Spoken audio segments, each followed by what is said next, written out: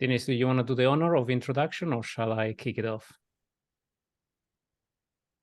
I'll do the honor.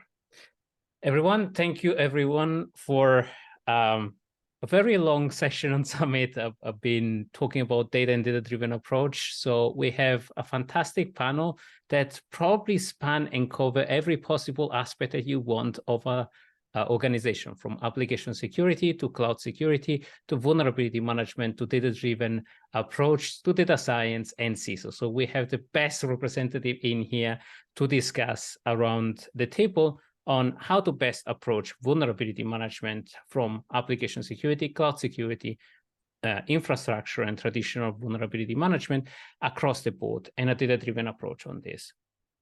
Before further ado, I want to start and ask all the panelists to do an introduction so that for the very few people that don't know you guys, and I'm going to go in order, they're going to know who you are and what contribution have you done so far, and you will. Mike, you're the first in the list. Thank you so much for coming. Welcome. Thank you, Francesco. This is exciting. To be real quick, right now I work at Block on their product security team, and I'm also co-host of the Application Security Weekly podcast, where we talk about all types of things, vulnerabilities, and hopefully more than just vulnerabilities, which I think we'll explore a bit more in this session. Brilliant. Jay, up to you. Jay Jacobs. I am the co-founder and data scientist at Scientia Institute, doing a lot of research and publications in the security space. Also the co-creator of EPSS, the exploit prediction scoring system. And I think I'll just leave it there. Just a tiny bit things that was EPSS in the last year. Thank you, Jay. John. Right, good to be here. John Kinsella. I am I'm doing a whole bunch of different things right now. I spent this year doing a bunch of independent work for startups, application security, working with some VCs and private equity. More historically, my background is in application security, container security, cloud security. Most recently as VP of engineering at Qualys for their container security products. I'm happy to be here. Oh, also I'm the other co-host for Application Security Weekly. Brilliant. Thank you very much, John. Chris, after you. Hey, Frank. It's an honor to be here. I heard they kept the best session until the second last. Cherry on top. Rumor has it you may be able to confirm that. Yeah, I work at Yahoo Product Security. My name is Chris Madden, and my overall existence or point of existence is to optimize the flow of software to our pipelines versus security risks. So I have a deep interest in all of the things that we'll be talking about here as a practitioner. Brilliant. Thank you very much. Marius, over to you. Hi, guys. Good to be here. So my name is Marius. I'm Global Vice President of Cybersecurity for Global Financial Services. Brilliant. All right. So we're going to structure the panel, start discussing around different area and aspects of how modern organization works. And I think what I've seen so far is organization works either in silo way, so application security, infrastructure, and cloud security. We want to break this myth and bring across the panel today all these aspects and connect it with risk and executive view and the metrics that matter. So we're going to start on this very easy topic between application security and traditional vulnerability management between Mike and John. What is your opinion on how we've been attacking the problem so far, and how is this problem evolving in this modern age that is a data-driven modern age? You want to go first? Sure. Yes, I think we have been attacking the problem, I think, of so many vulns that attackers don't care about.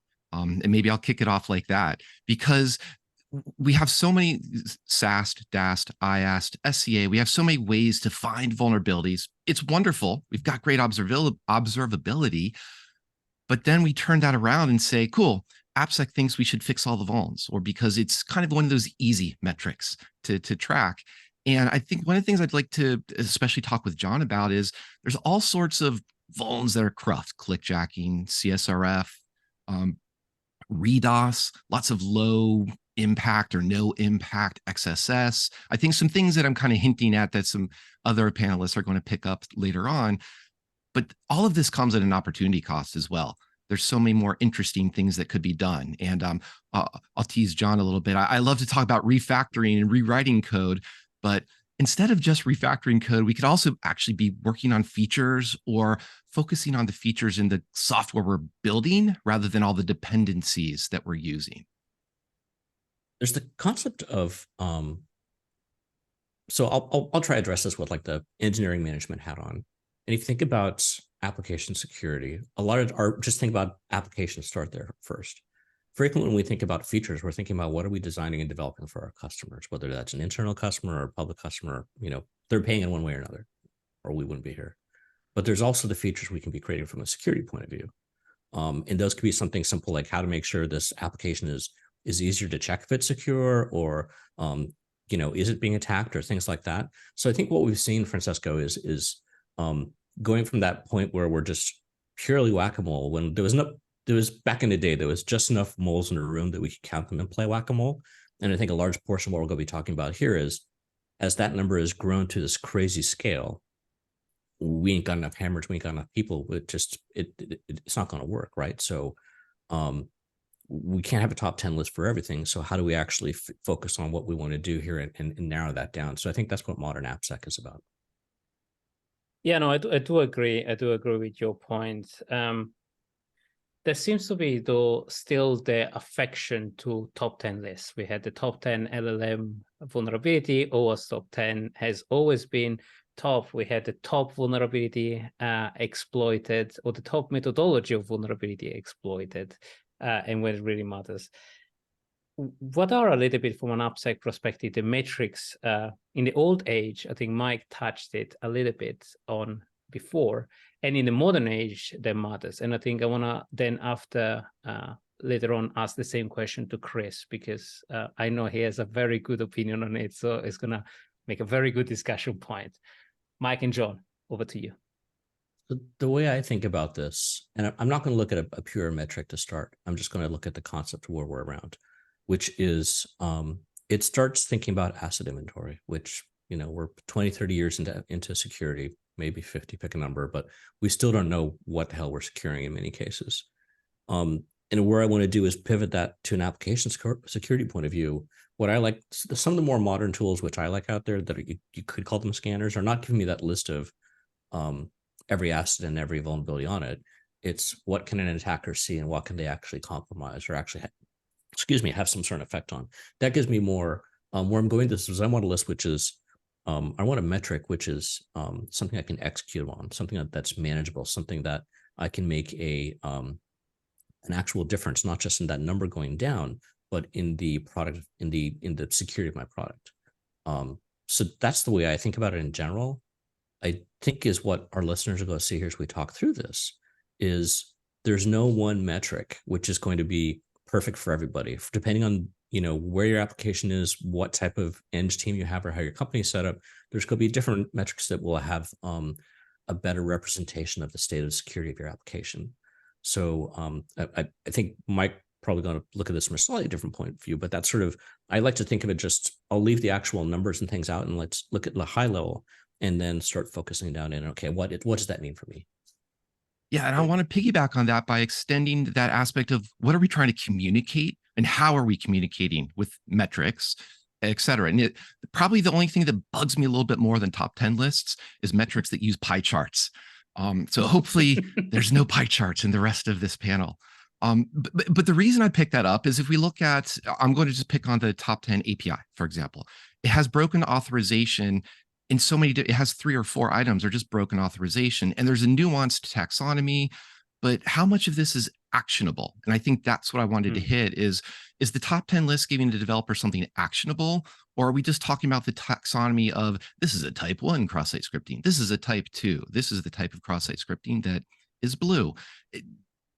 Developers don't care about that. They care about, you know, what is the impact to a degree, meaning how should I prioritize this?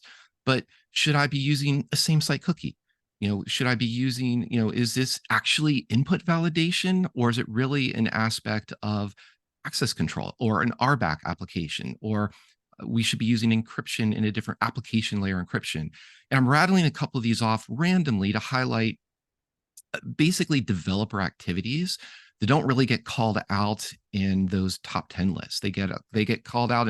If a top 10 list says insecure design, that's a little too vague, because if you just invert that and say you should have secure design doesn't mean you don't have any vulns. It means we have to have a longer conversation, probably, than we have time for now. And how do you measure that upstream and downstream? How do you measure the effect of security design? And how do you inform security design? But we don't want to offend the OWASP Top 10 2021 with security design making the showcase an appearance. But I really like what you said on the actionability. And I think from a security perspective, we get even stuck on the naming convention, because we have CVE, CWE, MITRE ATT&CK, CAPEC, and the problem is a lot of these are even disconnected from each other. So we have domain of information that sometimes don't translate to engineering. Do I need to upgrade a cookie? Do I need to do input validation? What do I actually need to do with this? But on Francesco, that subject, I think you're working on a top 10 list of metrics there. Please don't. with pie charts. So Top 10 pie charts that are most hated in the community. But on the metric subject, we often debate with Chris on which metrics are actually more measurable. And we've done fairly modern studies, and I really love the approach that Chris has done from a pure data-driven approach. And he's speaking to several conferences about his approach and the data effect that he's seen. But without singing the praise too much, Chris, over to you. Tell us a bit more about... Frank, please, if you can keep the mic, if you're willing to sing a few bars, then go for it. I won't steal your thunder. But no, thanks, Frank.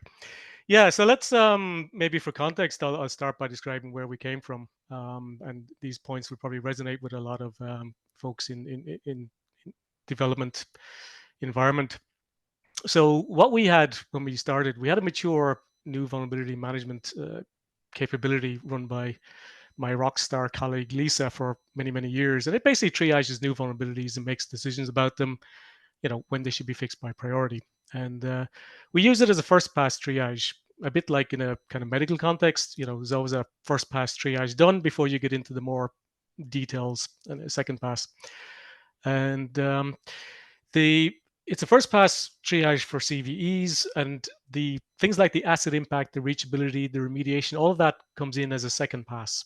All right, all those things are important. We talked about asset inventory earlier on. All these things are important to the business and runtime context for understanding the overall risk. That's kind of the end determination.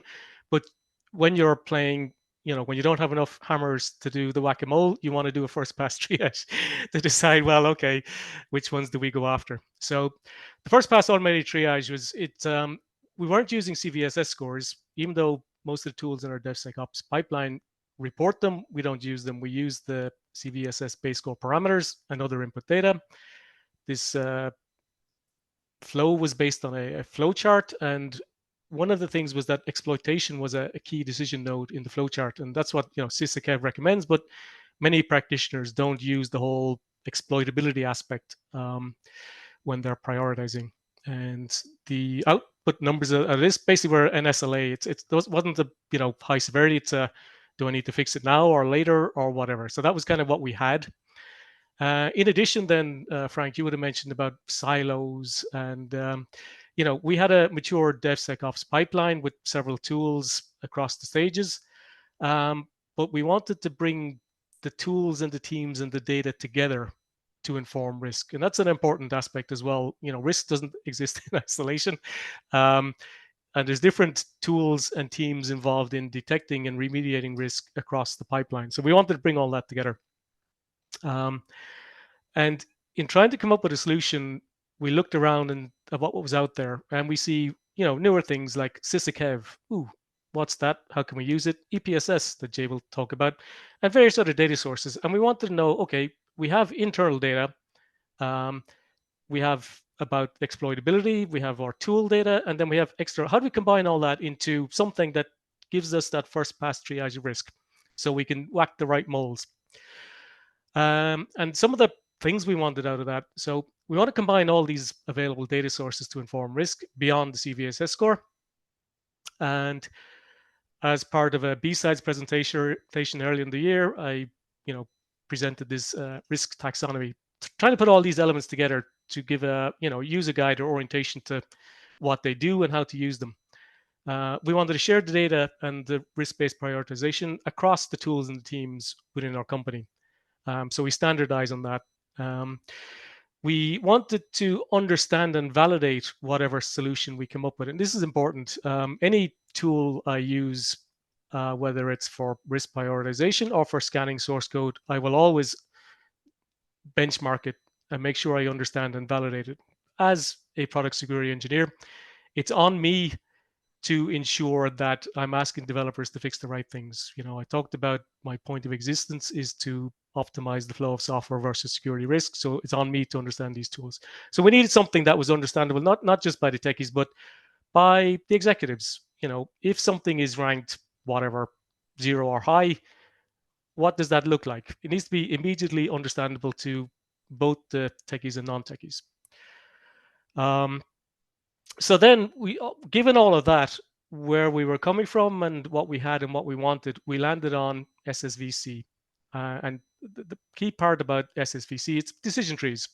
Okay. The SSVC was originally developed by the smart folks at CMU, SCI, and it's now being run by some of the same smart folks in CISA.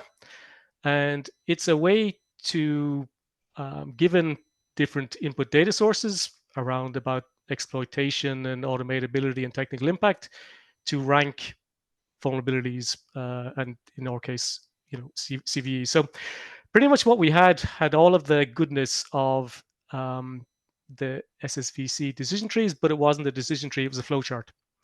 Mm-hmm. And I really, really liked that with a decision tree, one, it's immediately understandable. They're super understandable versus a complex flowchart. And two, you can validate them. You can, get code to generate decision trees or validate, does your decision tree make sense? So you can validate them automatically as well. So yeah, it wasn't a big step for us to go from our flowcharts to our decision trees. And yeah, that's really it. And, at the end of the day, people need to understand of all the vulnerabilities, which ones are the most important, which ones do we need to fix first, and why. The why bit is important, and understand that this actually makes sense. It isn't some black box spitting out a number, and you have to blindly trust it. As I said, given my point of existence, I struggle with that. So that's kind of the journey to decision trees and SSVC for first pass triage of vulnerabilities. So we can whack the moles that we need to whack. And focus on the critical that are actually critical, because not all the critical are critical. Indeed, absolutely, yes. Focus on the real criticals. Would the real criticals please stand up? So we can whack them. As you mentioned, you mentioned 2 or 3 data sources, because not all the data sources can add value and sometimes can add noise, and some others are interchangeable. And we've seen that with the research data that we did. Some others are more trustworthy.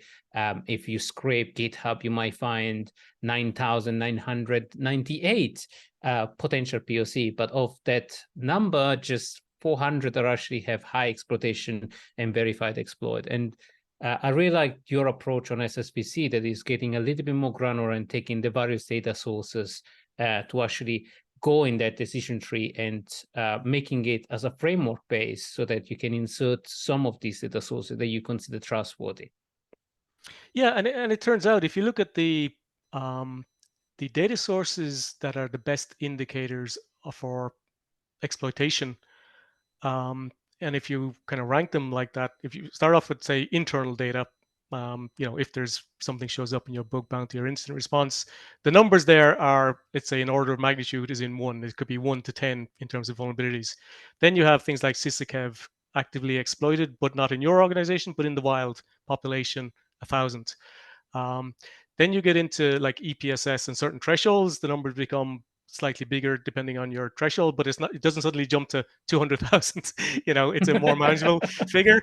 And then you have things like active exploitation. Is the CVE in nucleus or Metasploit, 2K, 3K population? So the populations, interestingly, gradually increase, in terms of if you walk down the likelihood of exploit. Then you get into exploit available, and then the populations then kind of explode. They're less useful, and there's more of them as indicators of exploitation, when CISA says use the indicator of exploitation as your, for your risk management.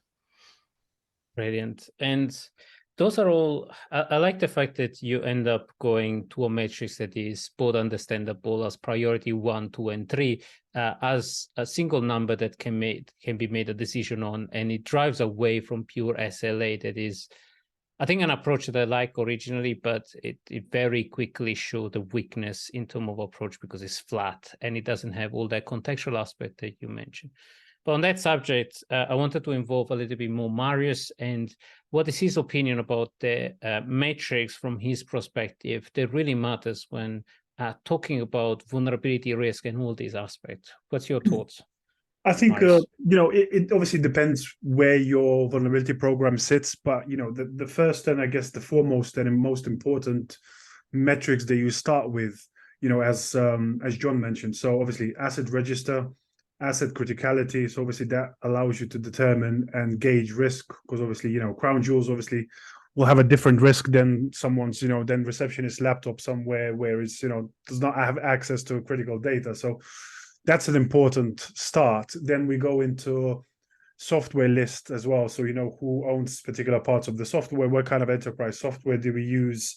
So, you start with 2 registers, and then we can start iterating into and translating that into risk language. So, I guess, as we talk about, exploitability and all of that, all comes down to the risk. So I normally like to split it out so you can start trends between business units. So which business unit is carrying more risk than another one.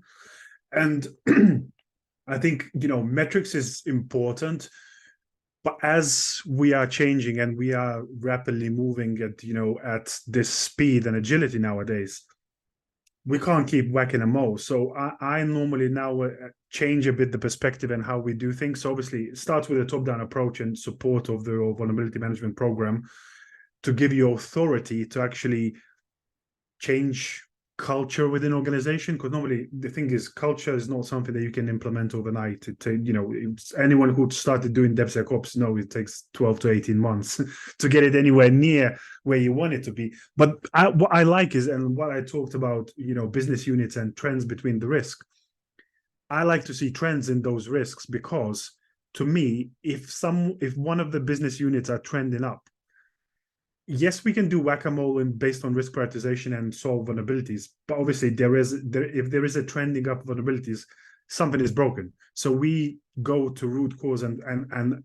analyze whether there is broken business processes, whether there is patching that doesn't work, and hopefully, sometimes to get it off the ground, it's much harder and it takes much more work.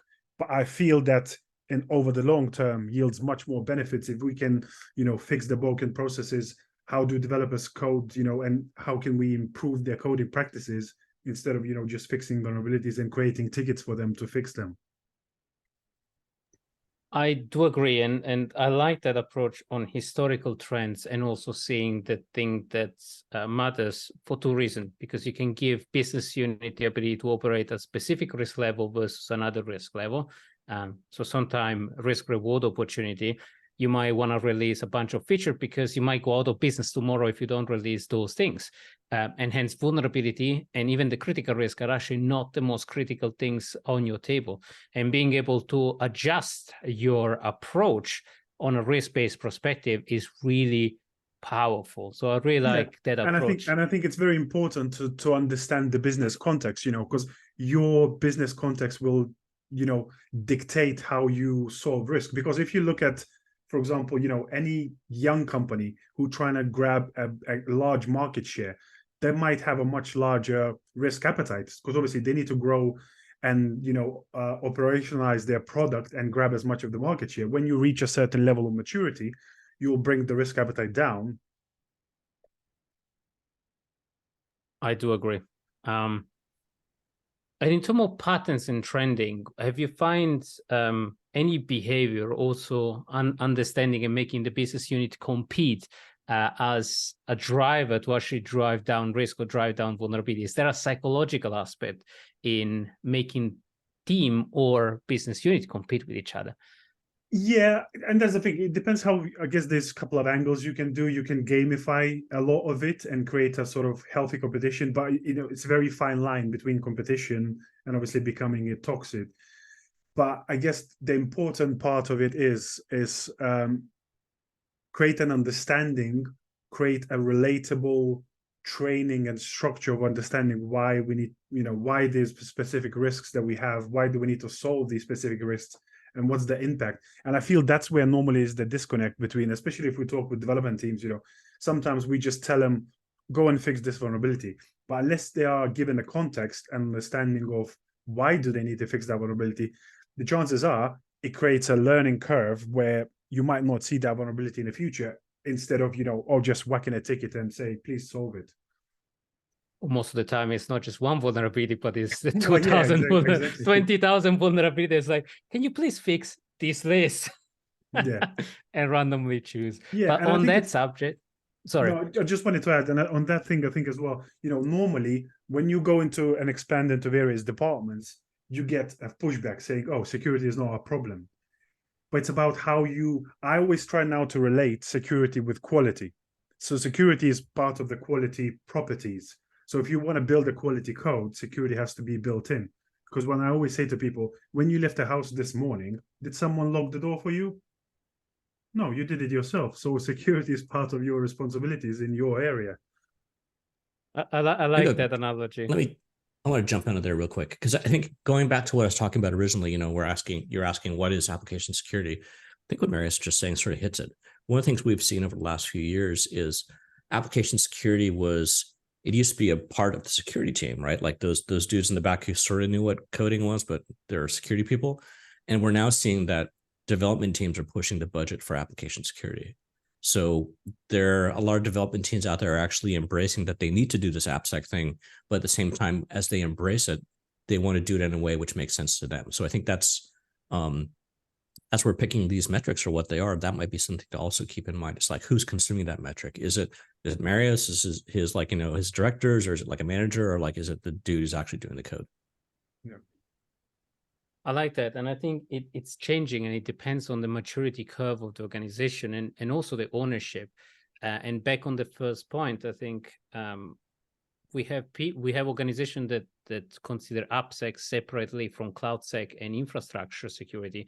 And then you have the more modern organization that look at the full, you build it, you own it, with SRE and observability, where you have full control of your application security stack all the way down to the code and the patching and the infrastructure. So the metric that matters to one organization, I found very painfully, don't matters to other organization, and the threshold that matters for one organization and the methodology don't matter for others. But back on the vulnerability overload, I wanted to introduce Jay and the work that they've done. They've been fascinating work that they've done on EPSS. And I want to touch on the angle on EPSS and application security, because I think it's not a subject that we talked enough, and when it works and when it doesn't. But before diving in, what is EPSS, Jay? So EPSS is the exploit prediction scoring system, and it basically was born out of the concept that what was it, the Lord Kelvin quote about if you can't manage what you can't measure, kind of a thing. And basically you don't learn unless you have feedback. If you think about trying to hit a golf ball, if you always hit a golf ball and never looked where it went, you probably wouldn't improve much, right? Same thing with vulnerability management and basically anything, that if you want to do better, you have to look at what's actually being exploited and or compromised, and the impact and all the other stuff, because a lot of the earlier comments were absolutely right. It just comes down to risk. And one element of that I thought was relatively easy to measure in vulnerability management was that exploitation, that we can actually go out and gather evidence of exploitation. And I can go into great detail about how how we define that and go after it and capture that data, because that's a huge part of this. But we basically get that evidence of exploitation, and then we try to model what it takes to predict that moving forward. And there's all sorts of interesting tricks and things that we can do to talk about how the past can or does or does not inform the future, and we can measure that. And so that's largely what EPSS is. We gather all this evidence of exploitation activity. We've got a good list of data partners that we're trying to grow, and we use that data then to predict future exploitation activity. And so every day for all of the published CVEs, we publish a score that is the probability that that CVE will be exploited one or more days out of the next 30 days. And we've got a lot of material published on this. We're just at our third paper, peer-reviewed academic paper, and a lot of stuff on the website, and some of it we have to update, but it's all out there. We've got a lot of stuff out there on it. And so that's what EPSS is. It's all about CVEs and the probability of exploitation. Brilliant. And there is an interesting angle in here, because library have CVE and library have a version, while code is a little bit more harder to measure because it's not static like a CVE. It's not a timestamp version. And I think what I've seen at scale is EPSS has a fantastic effect where you can actually measure something that is fixing a specific version, while in code is actually more challenging because it depends a lot on the context. And you've done a lot of work on this. Can you tell us a little bit more about this very interesting aspect? The difference between like CVEs and what those represent, and then you have CVEs in the open source libraries, and then you've got vulnerabilities in custom code. And these are, it's a fascinating area to study. First off, it's just super fun. But the system, I think, of exploitation, when something gets a CVE, there's so many things that happen, right? It's information gets published. We typically have something that we can start to log, evidence of exploitation for. Without that CVE, it becomes super hard to correlate, someone has this vulnerability, and how do you write a signature to detect it? And what do you call it at that point? And how do you bring different data sources together? It becomes much more problematic without any sort of common nomenclature.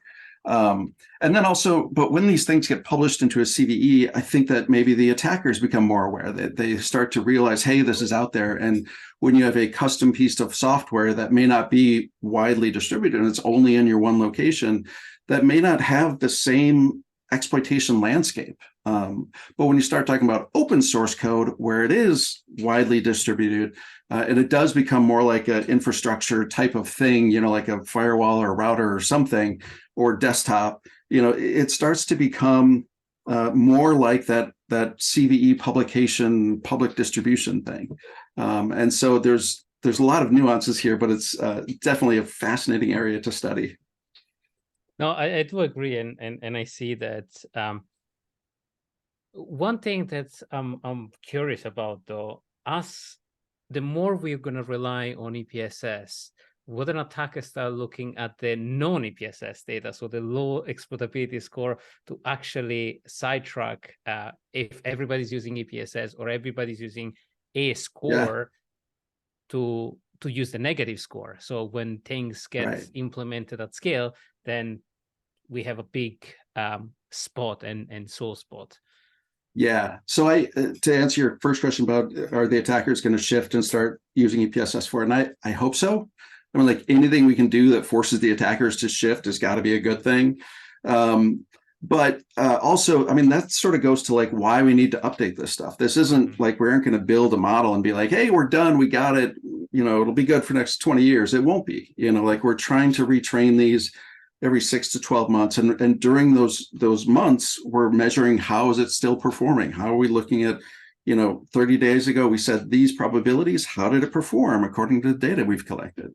And so, but you have to keep updating. So if the attackers are going to shift, and they do, and they will, we have to keep updating our knowledge and keep updating what we expect them to do moving forward, and measuring that performance going forward. No, that's brilliant. And I think you publish on the website several examples, and I talked about several examples where EPSS catch up with the data source that you can see as well as example where EPSS catch up very quickly, like Log4j, I think was the more evident one where specific data source catched it or scored it a little bit faster than EPSS scored it, and then kind of converging. What are your thoughts on that subject? If somebody has to use EPSS, how to optimally use EPSS? Yeah, so big picture first, it does come down to risk, and EPSS is only the exploitation, right? And so it is not an entire risk picture. You want to talk about, okay, if exploitation activity occurs, first, is this even in my environment? If it is, do I have any compensated controls? How am I going to resist? How am I going to detect? All of those things, and then the asset criticality and what's on the asset, and what's going to happen if it is compromised, all of that stuff. And so EPSS is one part of that entire decision. And then the other thing, going back to sort of the timing, the first thing you should do is always act on intelligence first. Like if you know something is actively being exploited, don't check EPSS, because EPSS is a probability. It's sort of like if I flip a coin before I flip it and I say, what is the chance of heads? And you're going to say 50%. And then I flip it and I look at it and I said, do you want to change your opinion because you're wrong? Like, no, you don't have any other new information. But then if we show you and it's either is or isn't, you want to act on that information, right? If you know the answer, don't go looking at an estimate of the answer, right? So if something is being exploited, go after that. Like Log4j, for example, we did a write-up on the website, and I think in the opening paragraph, I said, if you're around and working that weekend, December 10th of 2021 or whatever it was, and you need to check a scoring system for this vulnerability, you're probably doing your job wrong, right? I mean, like the internet was on fire for it. And so like to use that as a poster child to say how good or bad EPSS was, it's sort of irrelevant at that point. But, EPSS is 100% data driven. And so it's going to react to the data that it can get its hands on. It doesn't, interpret the various connotation that they're putting out on social media or anything like that. It may look for like volume of posts about something. And so there's some nuance there, but it does look for other things. Like one of the biggest variables that blew my mind was the number of references in a published CVE is a huge predictor. Just the number of URLs in a CVE is a very large predictor. And I think Log4j is over a few hundred at this point in that CVE. And so the average CVE in these years, in like the last few years, like 2 or 3. So when you see something with over 300, it's kind of a good indicator that there's something going on there, right? And so the model has sort of figured that out. And then there's other things like, do we see a published exploit, all of that stuff. So if something is published and it doesn't have any exploit code out there, it has 2 references in the CVE, it's got this, it's got that, it's going to be scored low, right? It's looking at the environment, the model is looking at the data it's able to collect, and it's going to score low or towards the bottom or something, right? But, sometimes if it's Microsoft and it's, this particular attribute and this type of vulnerability, it may jump up without some of the huge red flags. And so, I mean, that's basically what it is. Like, it's going to react to the data at hand. And generally it does pretty good, but it will be wrong at times, like absolutely. And so if you have other information, use that first. If you don't have information, like if you don't know if it's being exploited, that's where EPSS is going to come into play. It's going to help you, with the beyond the few hundred or a few thousand that you may have evidence of exploitation for. How do you look at the rest of them? And that's what that's going to be good for. Thank you so much. And I think it's risk reward opportunity. If you are a specific national state they're going to be highly targeted at day 0 of a ground zero attack, or if you're a particular software provider that has a chain of very critical hospital, or if you're national state or if you're critical national infrastructure, your risk profile is going to be entirely different, and hence the time to react will be entirely different.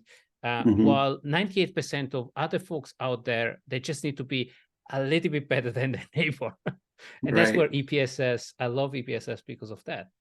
Yeah, and to that point, one of the pushback that we often get with EPSS is that we don't offer categories. We don't say this is a critical, this is a high, anything like that. We've got a score between 0 and 1. And the reason is, I think someone said it before, if you're a small organization, you may have a larger risk appetite. You may be more tolerant of taking more risk on, and your threshold for what to fix might be completely different than, say, a large mature financial institution may consider, a whole different threshold as being critical, and we got to fix it this month or this, in the next 2 days.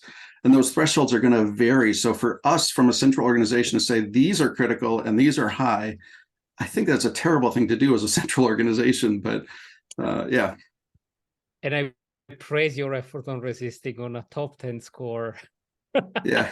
or a scale of 4 aspect of Mhm. bucketing, because I like the fact that will stimulate the industry to go to a more risk-based approach and probabilistic approach, and consider other aspect that is like critical element and not all of it. And you might want to just use EPSS to a specific bucketing system, but that's entirely up to your risk appetite.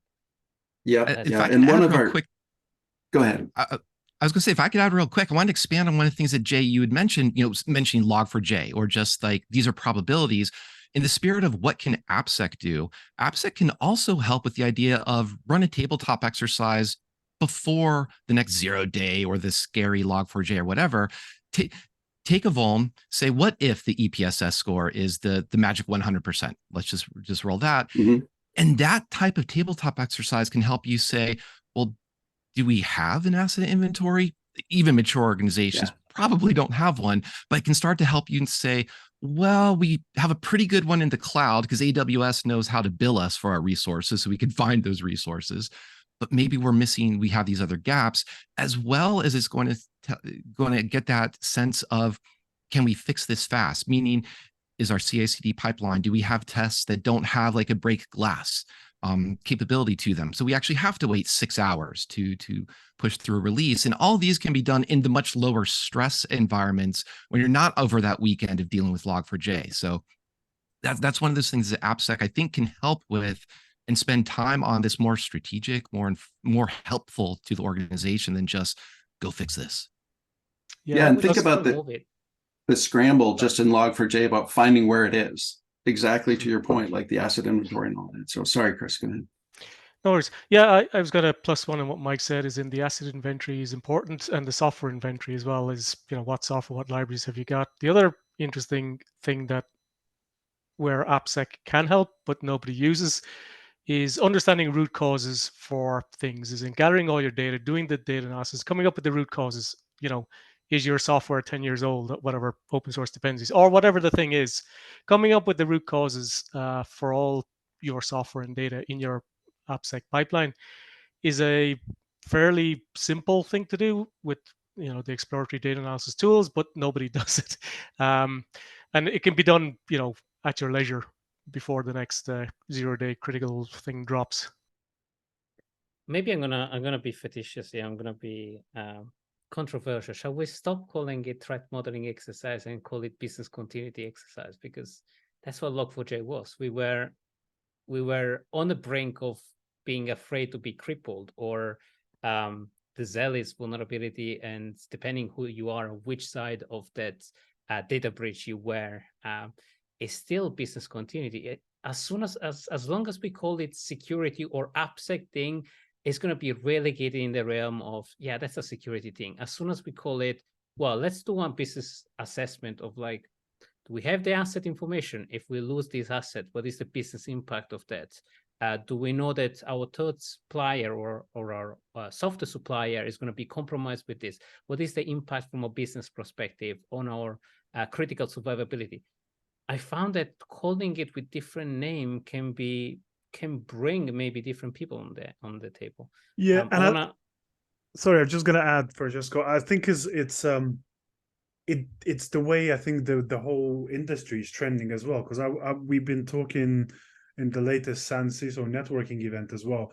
So 2010s were all kind of us trying to reduce the likelihood of risk, which always has been done sort of at the perimeter and edge security, whereas 2020s feels like it's inevitable that something's going to happen. So how we can reduce the impact, and we shifted from reducing the likelihood to reducing the impact, and actually, should something happen, how do we still maintain business operations and actually still take money? So I think that's where sort of our industry is moving now. I hear definitely the aspect in the CIA triad, availability as the primary aspect of that business continuity. But in the spirit of what you're going for, BCP sounds great. And then maybe also throw in like privacy aspect, because a lot of organizations now have a chief privacy officer or fall under CCPA, GDPR. And there's a difference between Log4j did that just impact continuity, impact availability, or was that on a system that has customer data, privacy? So I'd be happy to move on from just calling everything threat modeling and aligning that language with obvious with the people that are involved, because a lot of like BCP and privacy typically don't have very strong Appsec presences. Brilliant. So let's move on from application security, threat modeling into business continuity. And how can we use the data-driven model to actually assess, hold on, our asset inventory that we've been fighting for years, or our supply chain that is, I don't think is a new thing. We've been fighting this since Struts, and we don't seem to learn the lesson of there is a particular library and a particular piece of software that might impact across the board. But what I've seen, and I want to hear the opinion on the panel, is the likelihood and the perspective and the amount of time those libraries got attacked made all the business shift in terms of likelihood of those things to happen. Struts happened one point in time, and then there was quiet up until OpenSSL, Heartbleed, and a few others. Well, right now we're seeing an exploit of a software library, open source library, on a very much more consistent basis. What's your opinion? Let's start with Mike. Ooh, I get to talk again.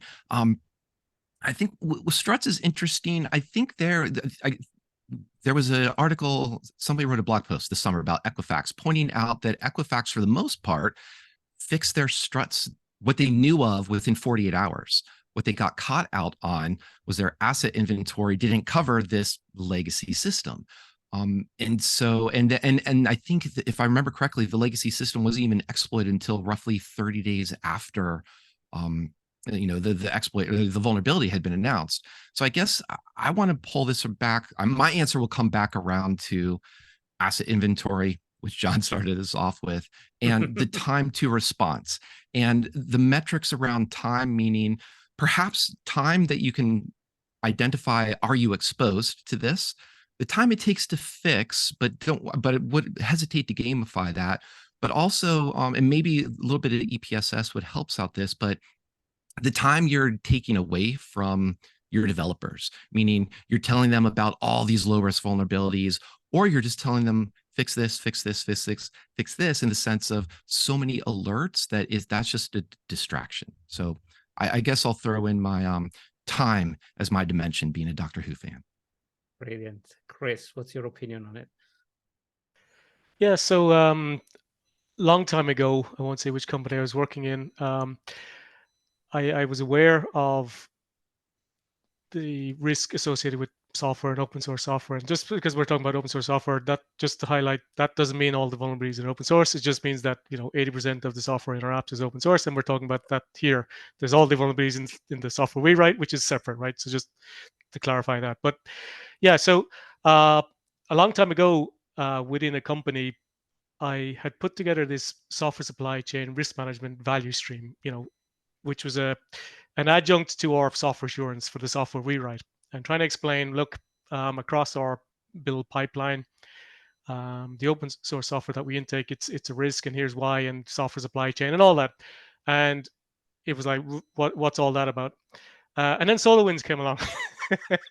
and then life as we knew it changed, and everyone knew what that was about. And so it's kind of funny to see how the perspective changed, and it's the gift that keeps on giving. We have the Spring shells, Log4j's and shells, and they're all all these things. And now software supply chain risk management it's become a thing, and everyone knows what it is, no explanation required, and that's a good thing. It exists.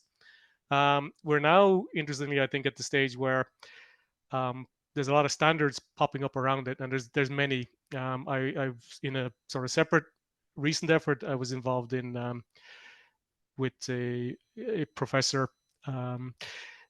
working with industry, let's say companies, and developing a proactive software supply chain risk management standard, so people could look at it without having to read the 20 different standards in supply chain and figure out, well, what do I need to do? What's everyone else doing? And what do I need to do? So that's all concept of software supply chain. It's maturing as sort of, on the back of SolarWinds, etc. But we're not there yet. Like, and you hear about SBOMs. We should all have SBOMs, but in reality, nobody has working SBOMs, I think, and that's a strong statement, but they're not at the point where everybody's using them and they're useful. My colleague DJ has a whole podcast with the thought leaders on that. Is called thebomb.show, and so SBOMs will come as well as a follow-on. So it's an area that's maturing, and there's lots more to happen in this space. Brilliant. And I think with Steve Spring that we discuss about even the evolution of SBOM to PBOM and software bill of material that is extending away from just pure libraries to actually asset management. We seem to joke and go back to asset management. But on that software asset management, John, what's your opinion? Are we gonna get to that point, or are we gonna just circle on it?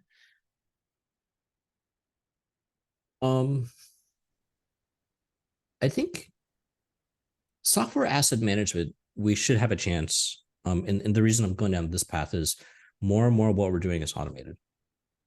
Less and less of what we have is a developer has a Mercury repo like underneath the desk or something like that, right? We're using, most of us are really shifting towards GitHub Actions.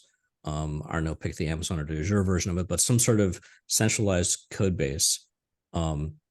SBOMs, I think, are, and we covered this on ASW earlier this year. SBOMs themselves are fairly easy to generate, lots of ways to do it. The question is, what do you do with them? Now you've got this other thing to track in your inventory. The tools they're improving compared to where they were a year ago, but still, this is definitely one of the situations where the thing was made before the things were made to do something with that thing. So inventory is improving. I think the one interesting thing, from the earlier comment about internal versus open source code, the internal code is just where when you create the vulnerabilities, you keep them to yourself, versus with open source, you share the vulnerabilities with everyone else. So you still have to do something with them, right? You have to track them. You have to understand where they are. They're probably going to be harder to find since you don't have signatures or sort of more common methods of tracking those things down. But yeah, I think it's a lot of this also comes down to that maturity model. Like, where is someone, like, sort of both how big is an organization? How many of these cats are you trying to herd? But then also, how sophisticated are you in your herding, right? I don't know what my analogies today. Do you have a bunch of sheep hounds that are like really well trained for your whistling? Or is it like, you're just sort of like throwing rocks and hoping that the sheep go in the right direction? So there's a lot of wherever you are on that maturity model is going to come down to which one of these tools you're going to be using and how do you use it? I mean, okay, imagine if I gift you like a 5-person shop, some $150,000 asset inventory, software inventory system that would take 2 or 3 guys full time to run, plus the training, plus everything else. It's useless to them, right? So it has to. It's not just the sophistication of the metrics, the tools. How do you find these things? But also has to be matched with what are the capabilities of that organization? Where are they on that maturity curve? And I like the maturity curve, but we have a few minutes, so I want to just manage to touch Jay and Marius. Jay, what's your opinion on are we getting more and more mature or less mature? I would love it if we can look back in 5 years and look at the time now and sort of laugh at how archaic we are or something like that. Like, we advanced so much that this looks ridiculous. That would be awesome. But I want to touch on this automation thing that John was talking about. And I think that's so critical. I think it is absolutely critical. It's more from like a remediation standpoint. So if you're building libraries, open source code, anything like that, they'll have some reuse. The ability for people to put that in place, put a new version in place without the hassle is really, really critical. And so, like, as we're studying remediation times, if anybody remembers Microsoft from like 2000, they were terrible at security, just absolutely terrible and pretty widespread. And they would put out patches that would bring down systems. And one of the biggest things they did was made those patches more reliable. And then they started Patch Tuesday and made the timing more reliable. And now they are one of the fastest platforms to get remediated when vulnerabilities are found and CVs are issued and getting patches out there. They are one of the most quickest remediation things to happen on networks. Now Google is catching up with Chrome being auto-fix, things like that. In open source, we need to be able to give people that trust that when something needs to be updated, that it can be updated. If it's going to cause hassle, one of the worst things, actually, slowest to be remediated is Java. It is by far one of the slowest things in any network to get updated and remediated, because I think anybody who worked with it knows that pain. And so I think that's one of the areas that, from a remediation and robustness of resilience of code, we need to work on that remediation and fix strategy and make that a lot more painless. No, I like the example, because I think regression testing, the scare of something to be broken, and the ramification of upgrading and bumping up a library of, God forbid, a source control or a Java virtual machine from one version to the other that's going to break completely the method, or even Spring Boot and the rest of the methods are still terrifying because of the amount of regression testing that people want to do. But we're getting better where risk reward is actually lower and lower and lower, and reachability versus just bumping up a library is getting less rewarding on actually decompiling that library and identifying where is the vulnerability versus just pump up the library. Marius, what's your opinion on it? I think we are moving in the right direction. I think especially because we are working now in, everything's becoming interconnected. Most of the organizations moving into the cloud. So I think the way we can negate some of the work that we do in some of the manual work is we now can start scaling our governance policies in cloud at scale. So as long as we set our correct governance structure and strategy, you can fix some of the stuff just by policies of enforcing, repeatable processes time and time again of how and what you fix, and then whatever you need to test. And obviously you can, again, create an automated test where you just have a person overlooking instead of, actually a person doing those tests. So I think we're on the right track. We just obviously, there's still some time to go until we get there. But I think, as technology evolves, our thinking evolves, and how we address that, it's going to be, I think, hopefully we're going to get there soon. Brilliant. And we just time. So I want to leave everyone with the hope that in 5 years, as Jay said, we're going to look at this podcast and this panel, and we see we advanced so much that now all the asset management are done, risk assessed. We have real-time information about the asset, the exploitability, and attacker don't have a chance anymore to breach. But unfortunately, I'm a pessimist and an optimist at the same time. So I think we're going to face a different kind of challenges, and we're all going to have a job tomorrow as we have it today, defending our organization. But hopefully it's going to be a little bit less stressful and a bit more interesting than just chasing up a library and a patch. Everyone, thank you very much for the time that you came today. It's been a brilliant panel. I know that we're at the time. If you want to leave with the last thoughts, I'm going to just do the round, a very quick last thoughts on the subject. I'm going to again start with Mike. You don't have to fix all the vulns. Have a different conversation with your developers about anything other than just fixing a bunch of vulns. Talk about design, something like that. Brilliant. Jay. I think the biggest thing is feedback. Whatever you're doing, try to do it in a way that you can look at the feedback from your decisions and actions, including design and all of that stuff. Brilliant. Chris. I think understand your data. That's really understand what you have and the data from your tools, and put it together holistically. Disclaimer, no live moles were whacked in the making of this presentation. I love that. John. That's cute. I'm going to say, think about your budget, right? So it doesn't matter if you have 10 million things out there to fix or 5, but it comes down to what is that budget, both monetary plus your resources plus your skill set. And then based off that, you have to figure out what you're going to do with it. Brilliant. Marius. I would say take your organization on the culture journey and how we can collaborate between the teams and get them together. It's not operations versus, security or versus development. It's how we work together and get that problem solved.